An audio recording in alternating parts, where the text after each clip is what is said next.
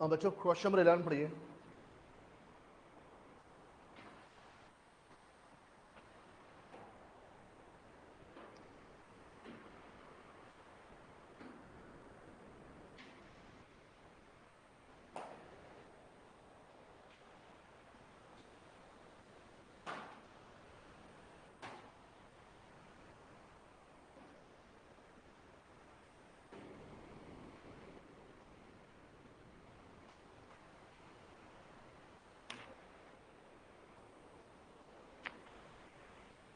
Question number 11. Please. The following data relate to a manufacturing of a standard product during the month of March 21. कहता है हमारे पास कुछ information है manufacturing of a product. सबसे पहले क्या दिया हुआ है, stock of raw material on 1 मार्च। तो बच्चों मार्च का है तो हमारे लिए क्या बन जाएगा, ओपनिंग स्टॉक। WIP 1 तारीख का है, ओपनिंग स्टॉक। परचेज आपको मालूम है, कैरेज इनवर्स क्या बन जाएगा, purchase relate expenses. Direct wages मालूम है, कॉस्ट ऑफ स्पेशल ड्राइंग। अब ये बताओ, cost of special drawing, direct expenses, higher charges paid for plant, higher charges paid for plant. हाँ जी, नहीं, वो तब होता है जब आपके प्लांट हमले स्पेसिफिक, या स्पेसिफिक आपके पास नहीं है तो आपका कहाँ चला जाएगा, फैक्ट्री ओवरहेड्स में। पॉइंट समझे यहाँ पर। ऐसे ही और रिटर्न ऑफ रॉ मटेरियल ये कहाँ से माइनस हो जाएगा, परचेज में से। Carriage on return, carriage on return, expenses for participation in the industrial exhibition. कुछ नए नाम आपके पास आ रहे हैं, legal charges, salary to staff. अगर मैं इसको देखूँ एक बार, थोड़ा सा मुझे डाउट है कैरेज के ऊपर, मतलब आपको डाउट है, और एक्सपेंसिव फॉर पार्टिसिपेशन अभी समझ में नहीं आ रहा है। इसके अलावा देखते हैं एक बार, लीगल चार्जेस ये कहाँ जाना चाहिए, लीगल चार्जेस कहाँ जाना चाहिए, एडमिनिस्ट्रेटिव एक्सपेंसेस में। Salary to office staff administrative में चला जाएगा। Maintenance of office building administrative चला जाएगा। डेप्रिसिएशन ऑन डिलीवरी वैन ये कहाँ चला जाएगा, सेलिंग और डिस्ट्रीब्यूशन में। वेयर हाउसिंग, सेलिंग और डिस्ट्रीब्यूशन में। Closing stock, closing stock. Done बच्चे यहाँ पर। इन बिटवीन दो एक्सपेंस का मुझे यहाँ पर डाउट है। डन बच्चे यहाँ पर। इसके अलावा पढ़िए एक बार, स्टोर ओवरहेड्स ऑन मटेरियल और 10% ऑफ मटेरियल कंज्यूम्ड। क्या बोल रहा है आपको यहाँ पर, स्टोर ओवरहेड्स कितना आपके पास आ जाएगा, 10% of material consumed. Store overheads ये बच्चों बेसिकली कहाँ जाते हैं, फैक्ट्री ओवरहेड्स का पार्ट होता है, ठीक है। और कितना होगा, 10% ऑफ मटेरियल कंज्यूम। तो हमें वैल्यू निकालनी पड़ेगी, जो भी वैल्यू मेरे पास आएगी उसका 10% क्या बन जाएगा, store overheads. Factory overheads are 20% of prime cost. Done बच्चों यहाँ पर, जो भी पीसी की वैल्यू आई उसका 20% आपके लिए क्या बन जाएगा यहाँ पर, फैक्ट्री ओवरहेड्स। आगे 10% of the output was rejected, sum of 5000 realise as a sale on, realise on sale of scrap. कहता है पहले पॉइंट ई पढ़ो, टोटल आउटपुट वाज 8000। बच्चों 8000 की आउटपुट है, इस 8000 में से पॉइंट सी पढ़ो, 10% of the output was rejected. इसमें से कितना रिजेक्ट हो गया, 800, यानी मेरे पास कितना बचा, 7200। बस बस से यहाँ पर। और जो रिजेक्ट हुआ है उसको as a sale of scrap हम सेल कर देंगे, जिस पर हमें कितना पैसा मिलेगा, 5000। जिस पर कितना पैसा मिलेगा, 5000। बात समझिए यहाँ पर, दो चीजें हो रही है। एक, मैंने जो भी प्रोडक्शन किया 8000 का, मैंने जो भी प्रोडक्शन किया 8000 का, उनमें से 800 माल क्या है, बेकार है, रिजेक्ट हो चुका है। तो मेरे पास बेचने लायक कितना बचा है यहाँ पर, 7200। अब जो रिजेक्ट हो चुका है वो एक तरह से बेकार हो गया, तो मैंने एज स्क्रैप उसको वहां पर बेच दिया, और बेचने पर कितना पैसा मिला मुझे वहां पर, 5000 रुपये। 5000 रुपये बच्चों कहाँ जाना चाहिए, 6 आइटम में। अब मेरी बात सुनो, मैं क्या बोल रहा हूँ, किसी बच्चों डाउट, आगे बढ़े बच्चों। इसके बाद क्या बोल रहा है, इस लाइन ध्यान से पढ़ना, पॉइंट डी काफी इंपॉर्टेंट है। 10% of the finish output, was found to be defective। ऊपर क्या था, रिजेक्ट हुआ था, ऊपर क्या था, रिजेक्ट हुआ था, नीचे क्या बोल रहा है, डिफेक्टिव है। Both are separate and defective product were rectified at additional expenditure to 20% of proportionate direct wages. बच्चों आपको क्या बोल रहा है, पहली बात जो मेरे पास बचा 7,200, इस 7,200 में से इस 7,200 में से कितना डिफेक्टिव आ रहा है, 10%, तो कितना डिफेक्टिव आपके पास हो जाएगा, 720। डन बच्चे यहाँ पर। और जो डिफेक्टिव है उसको रेक्टिफाइड किया जा सकता है, ठीक किया जा सकता है, डिफेक्ट को दूर किया जा सकता है। अब डिफेक्ट को दूर करेंगे तो हमारा खर्चा होगा, और वो खर्चा हमारे पास कितना होगा, 20% ऑफ डायरेक्ट वेजेस। बच्चों डायरेक्ट वेजेस का अमाउंट कितना आपके पास है, 1,20,000। डायरेक्ट वेजेस का अमाउंट कितना आपके पास है, 1,20,000। तो 1,20 का 20% ये आपके पास आ जाना चाहिए, पर नहीं आएगा। क्यों, उसने एक वर्ड और इस्तेमाल किया है, क्या, प्रपोर्शनेट। क्या यहां पर, प्रपोर्शनेट। मतलब बच्चों एक चीज बताओ, जो डायरेक्ट वेजेस है 1,20,000, ये किस पर है, टोटल आउटपुट पर। किस पर है, टोटल आउटपुट पर। और मेरे पास कितना डिफेक्ट हुआ है, 720। बात समझो, यहां पर आप मेरी लेबर हो, मैं फैक्ट्री का मालिक हूं, आप सभी मेरी लेबर हो, आप सभी ने काम किया और आप सबकी मेहनत से मेरे पास कितना प्रोडक्शन हुआ, 8,000।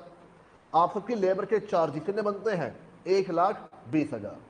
समझते बात यहां पर, इसमें कोई डाउट। तो 1,20 का खर्चा किस पर हुआ, 8,000 पर। अब जो 8,000 बनाया मैंने उसमें से ही कितना डिफेक्ट है, 720। तुम्हारे बच्चों बात यहां पर, तो 720 पर प्रपोर्शनेटली कितना अमाउंट आ जाएगा, हाँ जी 10,800। 10,800 किसकी वैल्यू है, ये बच्चों रीड करना आना चाहिए आपको। यहां पर नहीं आ रहा पूछो, समझो, दिमाग का इस्तेमाल करो। 10,800 का मतलब क्या है, हाँ जी डायरेक्ट वेजेस किस पर, 720 पर। बात समझे, यहां पर जब रीड कर पाओगे तभी आपको मालूम चलेगा कि मल्टीप्लाई करना या फिर डिवीजन करना है। क्या ये अमाउंट प्रोपोर्शनेट है, हाँ। प्रोपोर्शन क्या होता है, जिसके हिस्से जो बनता है वो निकाल दीजिए यहां पर। बात समझे यहां पर। और इसका 20% ये मेरे पास क्या हो जाएगी, रेक्टिफाइड कॉस्ट होके यहां पर चलेगी। मेरी बात समझे यहां पर, इसका 20% ये मेरे पास क्या हो जाएगी, रेक्टिफाइड कॉस्ट होके यहां पर चलेगी। तो क्वेश्चन के अंदर दो चीजें आपके पास गिवन है, एक कि आपके पास रिजेक्ट हो रहा है, सेकेंडली डिफेक्ट होके चल रहा है। Both are separate. पहली बात, जो रिजेक्ट हो रहा है उसको ठीक नहीं किया जा सकता, इसीलिए हमने उसको बेच दिया। कितने बेचा, 5,000 में। वो कहां में चला जाएगा, 6 आइटम में। पर जो डिफेक्ट है उसको ठीक किया जा सकता है। अब ठीक करने के लिए वो ये भी कहता 2 रुपीज पर यूनिट, वो आपको क्या बोल देता, 2 रुपीज पर यूनिट। उन्होंने ये नहीं बोला, उन्होंने क्या बोला, 20% ऑफ प्रपोर्शनेट डायरेक्ट वेजेस। तो जो भी डायरेक्ट वेजेस बनते हैं कितने, प्रपोर्शनेट, उसका 20% आपके लिए क्या बन जाएगा, डिफेक्टिव कॉस्ट बन के यहां पर, रेक्टिफाइड कॉस्ट बन के यहां पर चलेगी। डन बच्चे, यहां पर ये भी आपका कहां चला जाएगा, फैक्ट्री ओवरहेड्स में। इसके अलावा देखो ये बात अभी नोट मत करना, क्वेश्चन नंबर 11। अब क्वेश्चन देखिए एक बार, मैं दोबारा से रिपीट करता हूं। सबसे पहले आपके पास क्या आएगा, opening stock of raw material कितना दिया हुआ है, 80,000 रुपए। फिर आपके पास क्या आएगा, परचेजेस ऑफ रॉ मटेरियल कितना दिया हुआ है, 2 लाख रुपए। डन बच्चे यहां पर। फिर आपके पास क्या आएगा, परचेज रिलेटेड एक्सपेंसेस क्या दिए हुए हैं, हाँ जब कैरेज इनवर्स हो गया, ये आपके पास क्या, परचेज रिलेटेड एक्सपेंस है। डन बच्चे यहां पर। इसके बाद आर यहां पर, इसमें से क्या माइनस करोगे, क्लोजिंग स्टॉक और रॉ मटेरियल कितना आपके पास है, 30,000। और इन बिटवीन एक इंफॉर्मेशन आपको और दी हुई है, कौन सी यहां पर, परचेज रिटर्न। कौन सी इंफॉर्मेशन यहां पर, परचेज रिटर्न कितना आपके पास है, 40,000। जब इसको आइटम बाय आइटम चलूंगा तो ट्रैक हो जाएगा आपके लिए। सबसे पहले क्या दिया हुआ है, ओपनिंग स्टॉक, फिर क्या दिया हुआ है, ओपनिंग स्टॉक ऑफ WIP। जिसके बाद कैलसी फालतू है ऊपर आप सबमिट करा सकते हैं, वो बच्चे जरूरत पड़ती है यहाँ पर, ठीक है। तो opening stock of WIP done बच्चे यहाँ पर। फिर क्या दिया हुआ है, परचेज ऑफ मेटल हो चुका है, इनवर्ड हो चुका है, direct wages 1,20,000, cost of special drawing ये कहाँ चला जाएगा, डायरेक्ट एक्सपेंसेस में। Higher charges paid for plant ये कहाँ चला जाएगा, फैक्ट्री ओवरहेड्स में। ध्यान रखना ये नया पॉइंट आने वाला है। रिटर्न ऑफ रॉ मटेरियल ये आपने माइनस कर दिया। कैरेज ऑन रिटर्न ये आपके लिए क्या बन जाएगा, फैक्ट्री ओवरहेड्स। डन बच्चे यहाँ पर, जो माल आपका वापिस आया उस पर जो भाड़ा लगा यहाँ पे। एक्सपेंस फॉर पार्टिसिपेशन ये आपका आना चाहिए सेलिंग और डिस्ट्रीब्यूशन के अंदर, मार्केटिंग के अंदर expense on participation. Industrial exhibition क्या होता है, जब आपने सुना ट्रेड फेयर के बारे में, ट्रेड फेयर क्या होता है, वहां का पर्पस क्या होता है ट्रेड फेयर का, प्रमोशन करना, अपनी गुड्स को दिखाना, वहां पर लोग आए अवेयर हो उस चीज के बारे में और उसको परचेज करें। तो ऑब्जेक्टिव क्या, माल बेचना। तो इंडस्ट्रियल एग्जीबिशन क्या है, एक तरीके से ट्रेड फेयर है। तो यहाँ का ऑब्जेक्टिव क्या है, माल बेचना, और माल बेचना ऑब्जेक्टिव है, यानी प्रमोशन चल रही है तो काम आना चाहिए मार्केटिंग ओवरहेड्स में आना यहाँ पर चाहिए। डन बच्चे यहाँ पर। इसके अलावा आपको क्या बोल रहा है, लीगल चार्जेस कहाँ चला जाएगा, एडमिनिस्ट्रेटिव में, salary to office staff administrative में, maintenance of office building administrative में, डेप्रिसिएशन डिलीवरी वैन सेलिंग के अंदर आ जाएगा, ये हो चुका है, एंड वेयर हाउसिंग भी सेलिंग के अंदर आ जाएगा, ठीक है। और क्लोजिंग स्टॉक ऑफ WIP ये आपका यहाँ पर माइनस हो जाएगा। डन बच्चे यहाँ पर। अब पहली इंफॉर्मेशन क्या है, स्टोर ओवरहेड्स कितने आपके पास होंगे, 10% ऑफ मटेरियल कंज्यूम। चेक करिए, ये ओपनिंग स्टॉक है, परचेज है, ये आपके पास क्या मटेरियल कंज्यूम, इसका 10% कितना बच्चों आपके पास है, ये हो चुका है, ये हो चुका है 23,000 रुपए। इतनी बात समझते हैं यहाँ पर। फिर आपको क्या बोल रहा है यहाँ पर, factory overheads are 20% of prime cost. Factory overheads मैं इसकी बात कर रहा हूँ, फैक्ट्री ओवरहेड्स यानी टोटल, यही करना आपको यहाँ पर 20% ऑफ प्राइम कॉस्ट।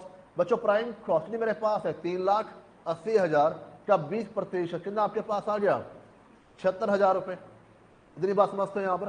फिर आपको क्या बोल रहा है,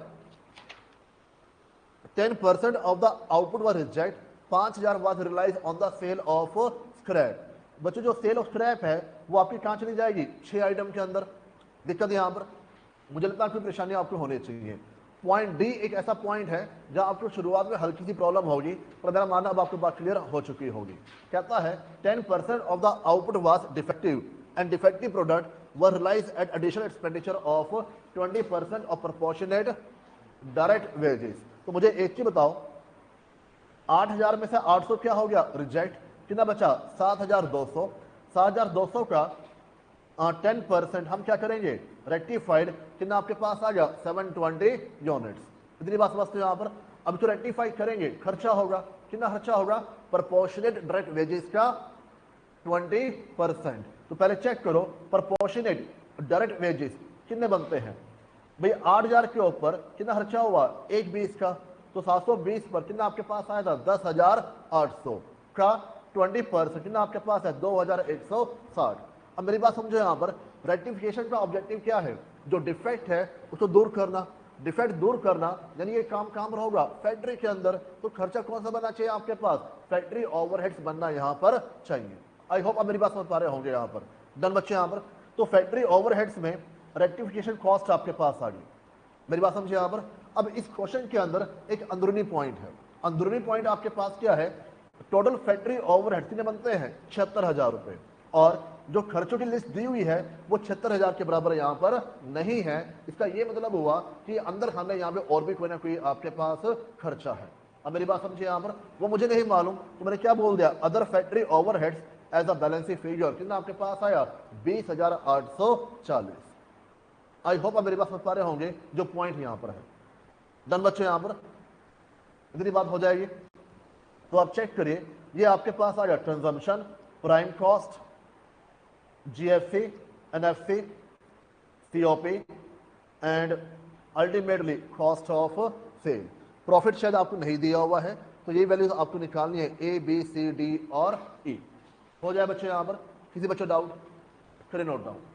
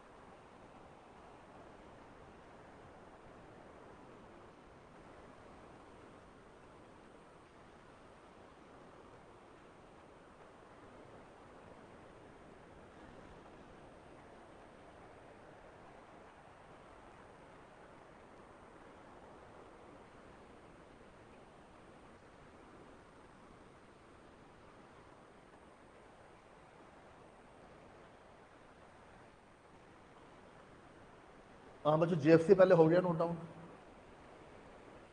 तो रह गया हो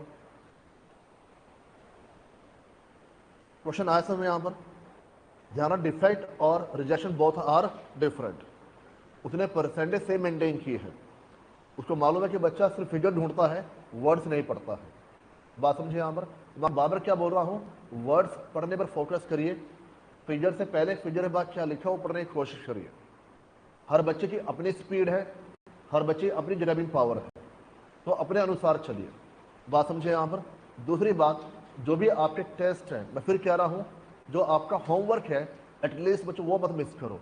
उसका रीज़न क्या है?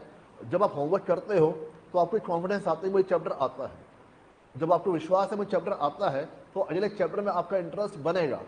आप मेरी बात समझे यहाँ पर आप होमवर्क नहीं करोगे आपको कभी विश्वास आना ही नहीं, और वो जब विश्वास आपको आएगा नहीं तो अगले चैप्टर में आपका इंटरेस्ट ऑटोमेटिकली क्या होगा? कम हो जाएगा।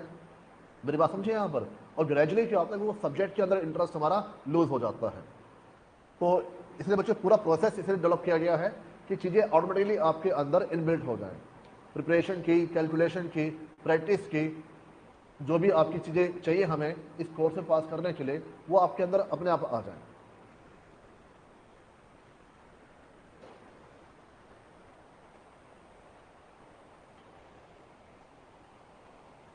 अच्छा, बच्चे मेरे पास आए तो कह रहे सर टाइमिंग चेंज मत करो, तो मोस्ट प्रोबेबली टाइम आपका चेंज नहीं होगा फिर, ठीक है।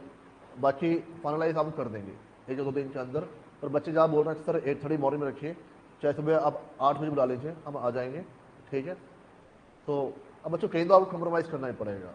अब आप मेरी बात समझें यहाँ पर, तो वो चीज़ है, क्योंकि फाउंडेशन बैच शुरू करना है, तो ये बात है। तो फाउंडेशन यानी हमें आप कर रहे हो? बच्चों पिछले साल भी किया था, पिछले साल भी जो इंटर वाले हैं वो दिन में गए थे और आपका बैच मॉर्निंग में चालू किया था।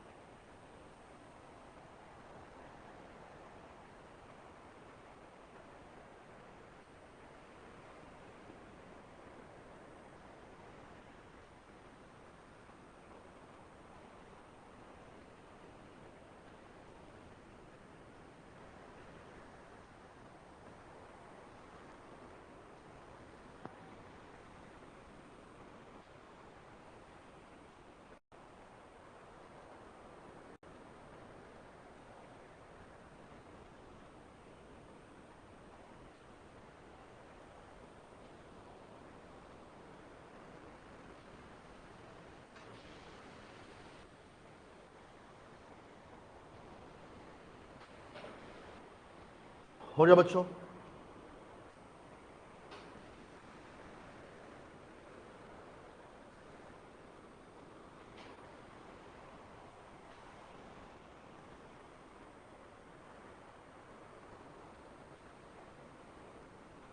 क्वेश्चन नंबर 5 पढ़िए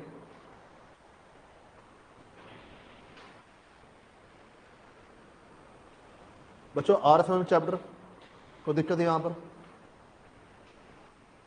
क्वेश्चन नंबर 5।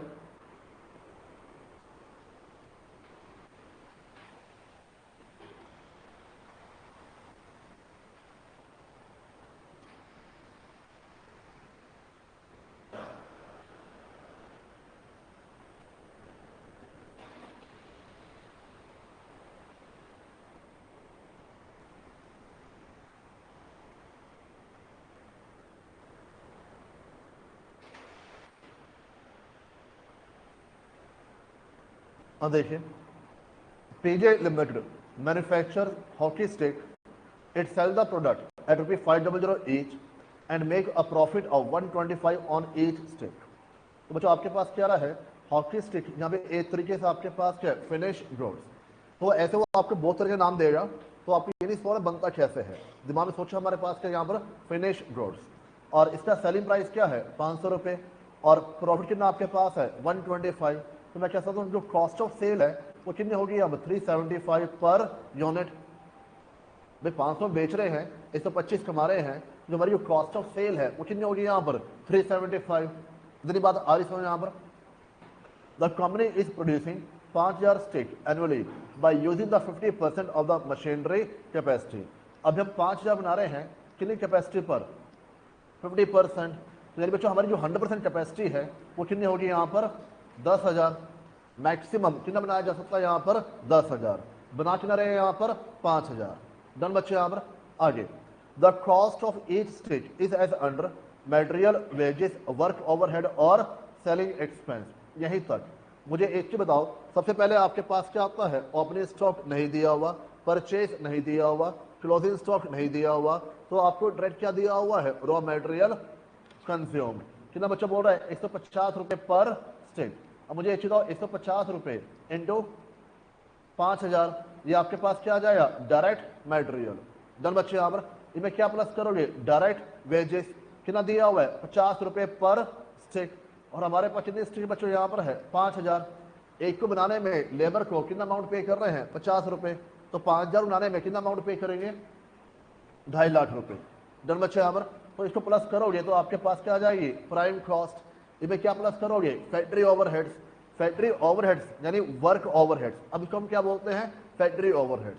बात समझिए यहाँ पर, इसमें आपको बाबर क्या बहुत सारे नाम आपको याद होने यहाँ पर चाहिए, और मतलब समझोगे तो नाम याद करने में आपको आसानी हो जाएगी। तो वर्क ओवरहेड्स कितना आपके पास है 125, जिसमें से 50% क्या हो जाएगा फिक्स नेचर का। अब सुनना ध्यान से, 125 का 50% कितना आपके पास आ जाइए 62.5 फिक्स नेचर का, और बाकी 50% वेरिएबल नेचर का। डन बच्चे यहाँ पर। अब जो फैक्ट्री ओवरहेड्स होते हैं, बात सुनना ध्यान से, जो फैक्ट्री ओवरहेड्स होते हैं ये आपके किस पर आते हैं, और जब वेरिएबल नेचर का है, वेरिएबल नेचर ये आपका वेरिएबल होगा, वेरिएबल नेचर का है तो किस पर आएंगे प्रोडक्शन के ऊपर। और कितना प्रोडक्शन हम कर रहे हैं यहाँ पर 5,000, फैक्ट्री ओवरहेड्स वेरिएबल 5,000 इंटू 62.50, ठीक है, और फिक्स नेचर का कितना दिया हुआ है 62.50। डन बच्चे यहाँ पर, और कितनी आपके पास आउटपुट यहाँ पर है 5,000। डन बच्चे यहाँ पर, मेरे बात सुनना ध्यान से, क्वेश्चन के अंदर बात सुनो ध्यान से, क्वेश्चन के अंदर जो तरीका बनता था वो क्या बनना चाहिए कि मेरे जो फैक्ट्री ओवरहेड्स हैं, मेरे जो फैक्ट्री ओवरहेड्स हैं, लेट से टोटल अमाउंट क्या आपके पास है 6,25,000। बात सुनना ध्यान से, ठीक है, जिसमें से 50% फिक्स नेचर के हैं, 50% वेरिएबल नेचर के हैं, तो 3,12,500 फिक्स नेचर का हो गया, 3,12,500 वेरिएबल नेचर का हो गया। बात समझे यहाँ पर, मेरे पास कितनी आउटपुट है 5,000 यूनिट्स, तो अगर मुझे निकालना हो 5,000 यूनिट्स के हिसाब से कितना रेट आपके पास आ गया 62.50, ये होना चाहिए। अब मेरी बात समझे बच्चे यहाँ पर, अब मेरी बात सुनना ध्यान से, जो फिक्स ओवरहेड्स होते हैं वो हमेशा इंकर्ड किस में होते हैं टोटलिटी में, फिक्स ओवरहेड्स इंकर्ड किस में होते हैं टोटलिटी के अंदर। मतलब जैसे मुझे रेंट पे करना है तो रेंट मैं क्या ये पे करूँ, इस तरीके पे करूँगा, एक बच्चा आया लो रेंट, 2 बच्चे आए लो रेंट, 3 बच्चे आए लो रेंट। ऑनर क्या बोलेगा, उसको इस बात से कोई मतलब यहाँ पर नहीं है एडमिशन हो रहा है या फिर नहीं हो रहा है, वो क्या बोल रहा है मैंने आपको 1 महीने के लिए 1 साल के लिए प्रॉपर्टी किराए पर दी हुई है, और मैं टाइम के हिसाब से आपको प्रॉपर्टी किराए पे दे रहा हूँ, तो टाइम के अनुसार आप मुझे क्या पे करो रेंट पे करो, चाहे बच्चे पढ़ाओ चाहे बच्चे ना पढ़ाओ। अब मेरी बात समझे यहाँ पर बच्चों, आ रही बात यहाँ पर, तो मेरा जो रेंट है एक तरीके कितना बनता है 3,12,500, कौन से नेचर का फिक्स नेचर का। बात समझिए यहाँ पर। अब मेरा दिमाग क्या बोल रहा है, मैंने 3,12,500 का रेंट पे कर दिया 5,000 बच्चों के लिए। बात तो अल्टीमेटली यही हुई ना, 3,12,500 का रेंट पे कर दिया 5,000 बच्चों के लिए, तो एक तरीके से एक बच्चे पर कितना रेंट आ गया, 62.50। ये कहने के लिए बच्चों आपके पास है, पर क्या fix overheads per unit incurred हो रहे हैं? नहीं, ये हमारे दिमाग की सोच होती है। अब मेरी बात समझिए यहाँ पर, जबकि जो वेरिएबल का खर्चा होता है ये हमेशा किस पर इंकर्ड होता है, पर यूनिट होके यहाँ पर चलता है। सर ये बात हम समझाई नहीं पहले कि बच्चे पूरा टॉपिक आपका आएगा बजटरी कंट्रोल में। जो फिक्स वेरिएबल बात कर रहा हूं यहाँ पर, टोटलिटी और पर यूनिट, वहां 2 लेक्चर आपके इसी बात पर जाएंगे। अब मेरी बात समझिए यहाँ पर, जो पॉइंट दिया हुआ है हम डिस्कस कर रहे हैं और आगे यहाँ पर बढ़ जाएंगे। आई होप आपको मेरी बात समझ में आ रही होगी। डन बच्चे यहाँ पर। अब क्वेश्चन ने क्या बोल दिया, क्वेश्चन ने आपको इंफॉर्मेशन दी, क्वेश्चन ने आपको इंफॉर्मेशन दी, कहां चला गया,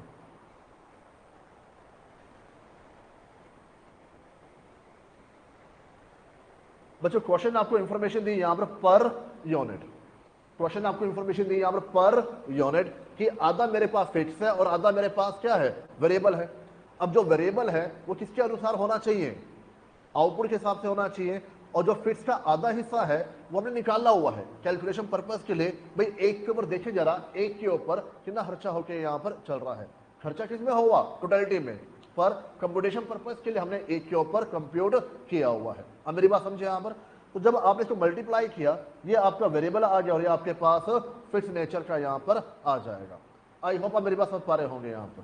डन बच्चे यहाँ पर, तो आपके पास क्या आ गया, जीएफसी। अब जीएफसी में क्या प्लस माइनस करोगे, डब्ल्यूआईपी, क्या दिया हुआ है, नहीं, तो आपके पास क्या आ जाएगा, एनएफसी। डब्ल्यूआईपी नहीं दिया हुआ मेरे हिसाब से, क्या 6 आइटम आपको दिए यहाँ पर, नहीं, तो एनएफसी आपके पास क्या बन जाएगा, सीओपी। क्या फिनिश गुड्स दिया हुआ है, नहीं, तो सीओपी आपके लिए क्या बन जाएगा, सीओजीएस।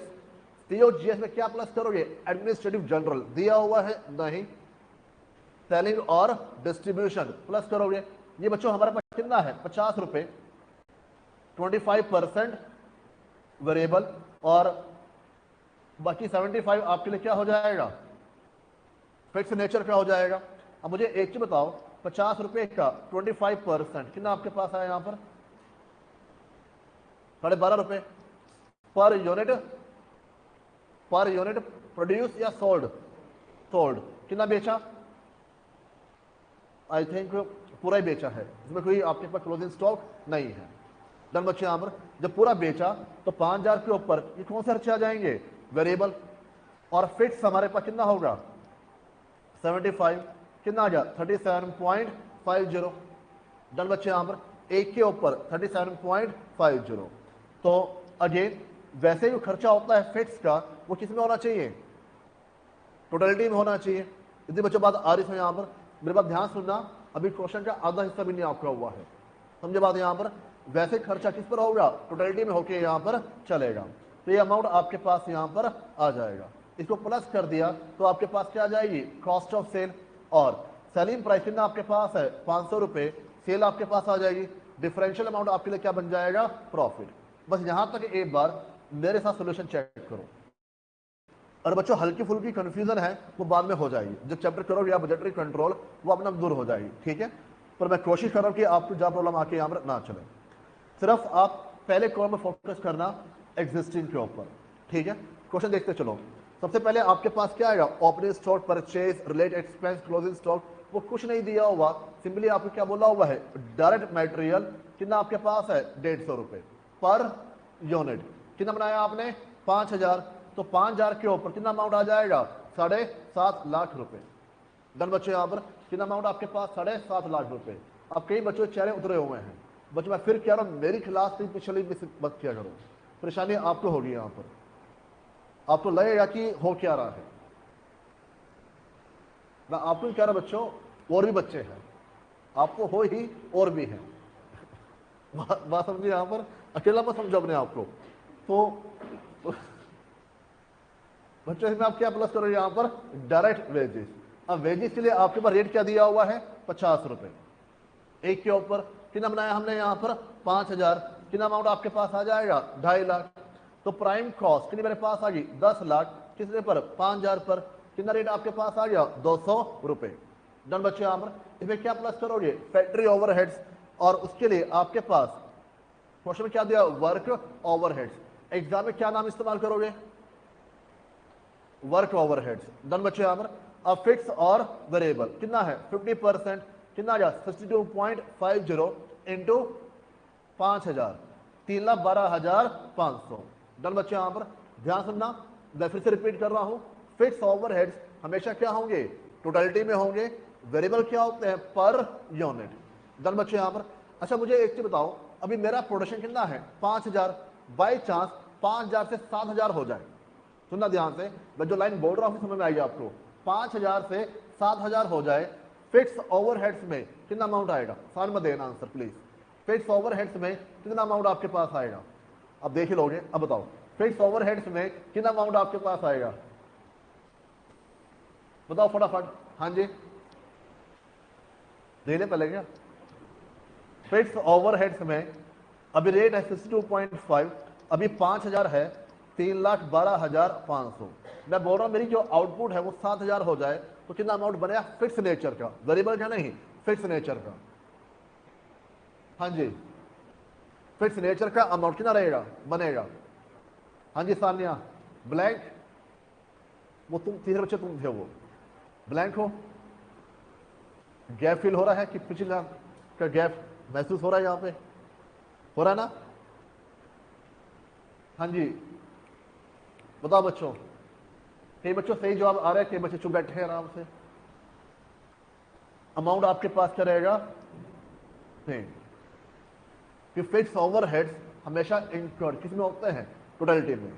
अब ये मत बोलना सर कि रेट हमारे पास कितना है 62.50 पर यूनिट, अगर आउटपुट इंक्रीज हो रही है अमाउंट इंक्रीज होना चाहिए। मैंने आपको क्या बोला था, रेंट तो पूरा ही पे करोगे, ये तो हमने अपनी कैलकुलेशन के लिए रेट कंप्यूट यहां पर किया हुआ है।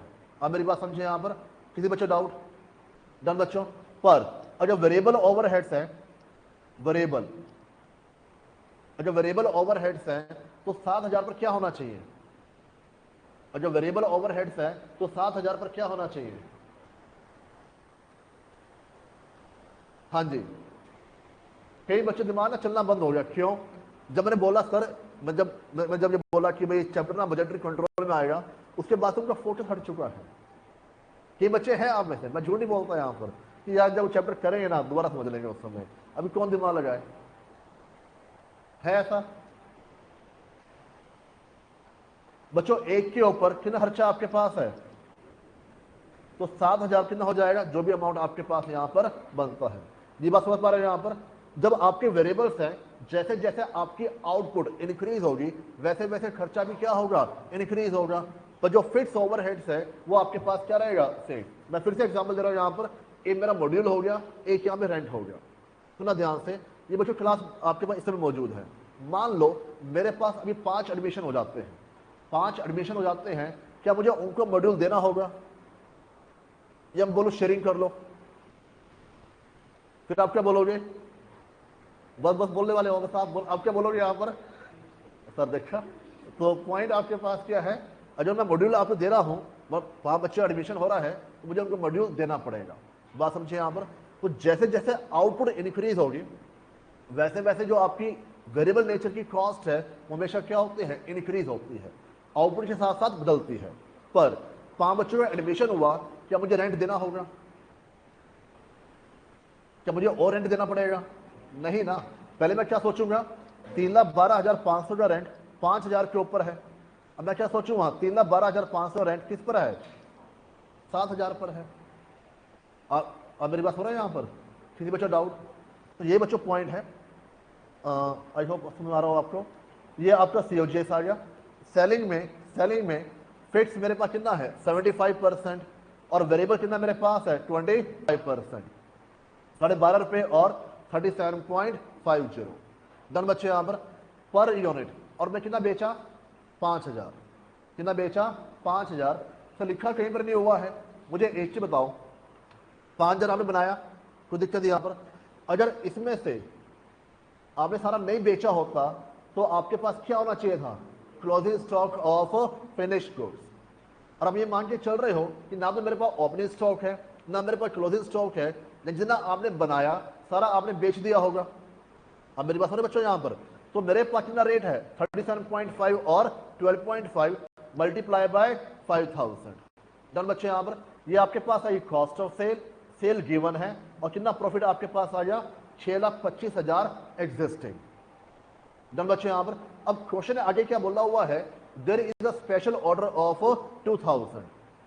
5000 हम बना रहे हैं, 2000 का ऑर्डर मेरे पास और आ रहा है, इस वजह से मेरे पास अब कितना प्रोडक्शन होगा 7000। पर उसको बनाने के लिए एक दो इंफॉर्मेशन और दी हुई है। क्या? The anticipation for the next year is that cost will grow up. Grow up यानी कि इंक्रीज आपके पास होगी। क्या? फिक्स चार्जेस में कितना इंक्रीज होगा 10%। कौन से फिक्स चार्जेस? प्रोडक्शन वाले, मतलब फैक्ट्री ओवरहेड्स वाले या सेलिंग वाले? फैक्ट्री ओवरहेड्स वाले या सेलिंग वाले? जितना लिखा हुआ है उतना पढ़ना सीखो, मन की आवाज को इग्नोर करो। अब मेरी बात समझे, यहाँ पे क्या लिखा हुआ? Fix charges. क्या बोल रहा आपको प्रोडक्शन वाले या सेलिंग वाले? नहीं। कौन से मानोगे? सारे मानने पड़ेंगे आपको यहाँ पर बच्चों, सारे ही मानने पड़ेंगे ना। अच्छा मैं कह दूं यहाँ पर fees inter fees increase bye 10%, तो अब क्या मानोगे? हर सब्जेक्ट की फीस इंक्रीज हो रही है या आपकी इच्छा अनुसार इंक्रीज हो रही है? हर सब्जेक्ट की इंक्रीज हो रही है, बात समझे यहाँ पर। और मैं आपको बोलूं cost fees increase by 25%, then only will be costing. बच्चों आ रही बात है यहाँ पर। तो यहाँ पे क्या बोला हुआ है? Fix charges. कौन से? कोई से भी फिक्स चार्जेस आपके पास हो, उसमें कितना इंक्रीज होगा 10%। मटेरियल वेजेस में कितना इंक्रीज होगा 20%। मटेरियल में कितना इंक्रीज होगा 5%। इस बात को ध्यान समझना, ये करना कैसे है, वन बाय वन बात करते हैं। सबसे पहले आप क्या बोल रहा है? फिक्स चार्जेस में कितना इंक्रीज होगा 10%। पहले पता करो फिक्स नेचर के कौन कौन से चार्जेस हैं, 1 और 2। ये बच्चों आपके पास है, इन दोनों में कितना इंक्रीज होगा 10%। कितना अमाउंट आपके पास आया 343,750, और यहां पे इंक्रीज किया 2,06,250। 2,06,250। डन बच्चों यहाँ पर, यहाँ कोई डाउट? अब मुझे एक चीज बताओ कि 343,750 कितनी आउटपुट पर है 7000, तो रेट आपके पास आ जाएगा। और ये खर्चा किस पर है 7000, तो रेट आपके पास आ जाएगा। बात समझे यहाँ पर? मैंने क्या बोला? फिक्स चार्जेस कभी भी आपके पर यूनिट होके यहाँ पर नहीं चलते हैं, these are incurred in totality. जब भी चेंज होगा टोटल में चेंज होगा, ना कि पर यूनिट। वो तो हमें प्राइस निकालना है, हम उस कैलकुलेशन पर्पज के लिए क्या निकाल रहे हैं यहाँ पे पर यूनिट। डन बच्चे यहाँ पर। इसके अलावा वेजेस में कितना चेंज बोल रहा है 20%। बच्चों वेजेस में चेंज ना आपके पास है 20%। पहले मेरे पास कितने वेजेस हैं 50 रुपए। वेजेस कौन से नेचर का एक्सपेंस है? वेरिएबल के फिक्स यहाँ पर वेरिएबल, और वेरिएबल हमेशा इंक्लूड किस में होता है पर यूनिट। डन बच्चे यहाँ पर। तो अब 50 से 20% इंक्रीज होगा, कितना इंक्रीज होगा 10 रुपए, कितना बन जाएगा 60 रुपए पर यूनिट। डन बच्चे यहाँ पर। और मेरे पास कितनी आउटपुट है 7000, तो 60 इंटू 7000 कितना बन जाएगा 4,20,000। आ रहा समझ यहाँ पर? बच्चों मटेरियल में कितना चेंज आपके पास है 5%।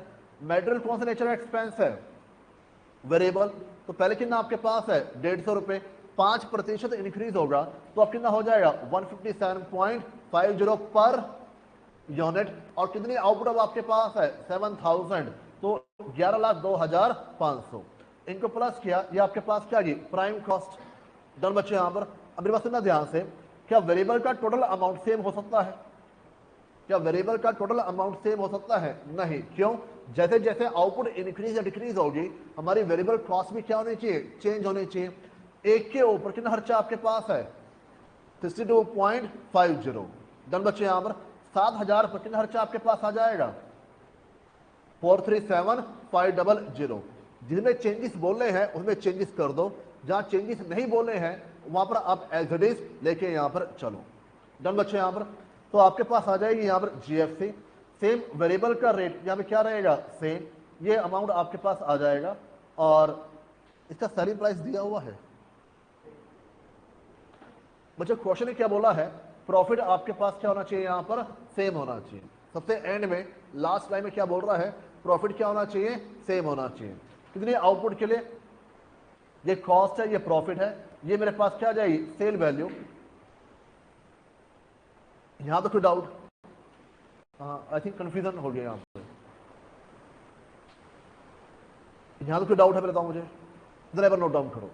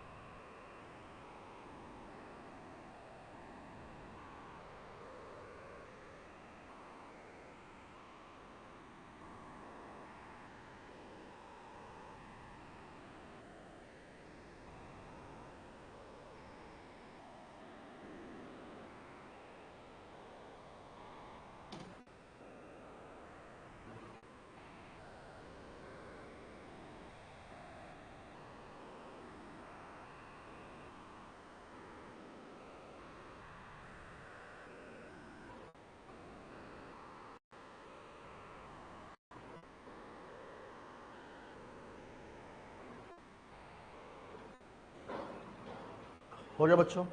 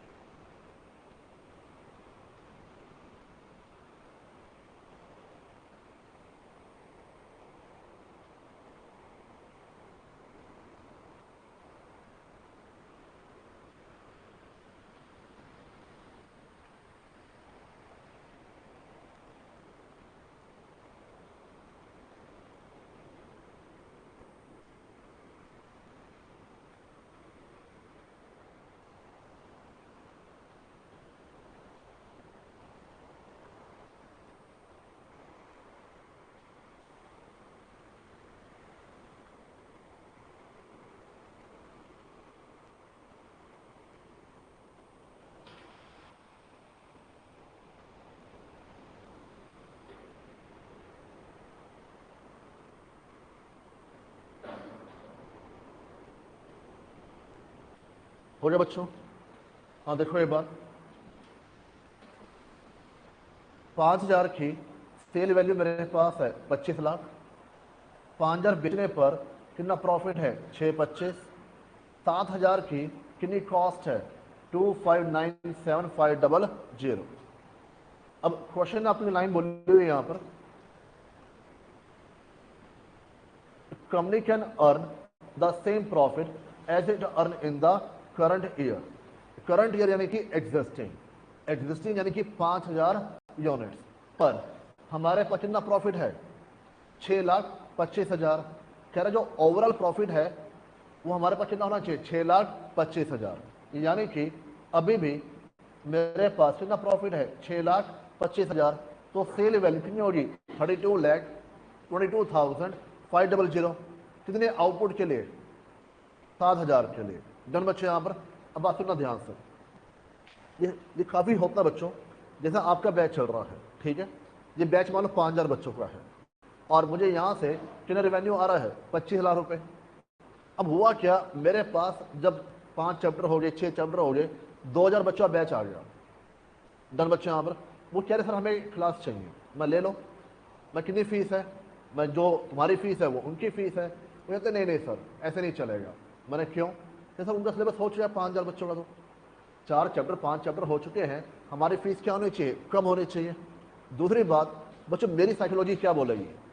अगर मैं उन 2000 बच्चों बैच नहीं लेता तब भी मुझे क्या देना होगा, रेंट। मेरे जो फिक्स चार्जेस हैं वो तो होने ही होने हैं, मैं बैच लूँ या फिर ना लूँ। मेरी बात समझिए यहाँ पर। तो उनकी वजह से मेरी जो एडिशनल कॉस्ट है, मेरी जो एडिशनल कॉस्ट है वो सारी होने वाली यहाँ पर नहीं है। ठीक है, मैं क्या सोचूंगा, 7,000 से मुझे कितना रिवेन्यू आएगा, 32,22,500। इसमें से जो 25 लाख का रिवेन्यू है वो तो पहले से मुझे हो ही रहा है। आ रही बात में यहाँ पर, यानी जो 2000 की सेल होगी उससे मुझे कितना रिवेन्यू होगा, 7,22,500। बच्चों आ रही बात यहाँ पर। तो जो 2000 बच्चे मेरे पास आएंगे उसके लिए सेलिंग प्राइस क्या हो सकता है, 361.25। दो तीन चीजें आपके पास है, एक एग्जिस्टिंग सेलिंग प्राइस क्या आपके पास, 500 रुपए, ये है ना, एग्जिस्टिंग क्या है 500 रुपए। सेकेंडली एवरेज सेलिंग प्राइस क्या होना चाहिए, 7,000 का एवरेज सेलिंग प्राइस क्या होना चाहिए, 32,22,500। 7,000 के लिए है तो एवरेज सेलिंग प्राइस आपके पास आ जाएगा। ये बात समझते हैं यहां पर, इसमें कोई दिक्कत।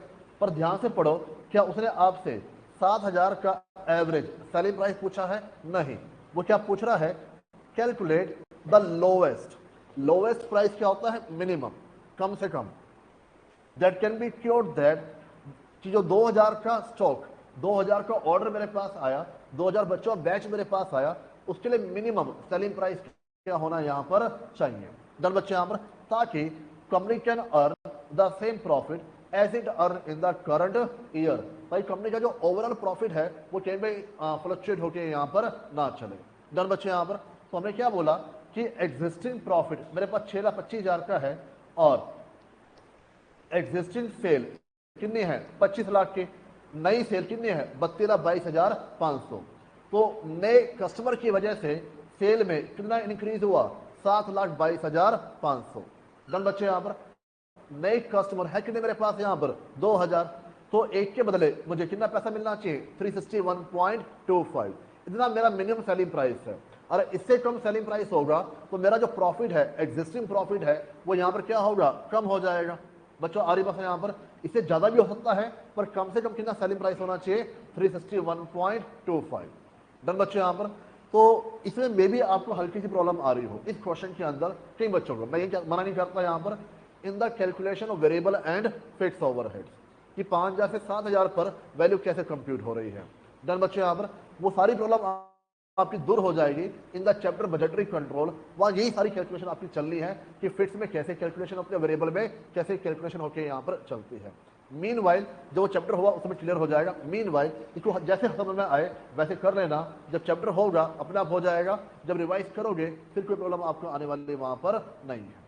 अब मेरी बात समझे यहां पर, डन बच्चे यहां पर हो जाएगा। चलिए फिलहाल इतना करते हैं। अभी बच्चों परसों मेरा मानना है बहुत सारे क्वेश्चन है, सभी तो उम्मीद है परसों हो जाएगा।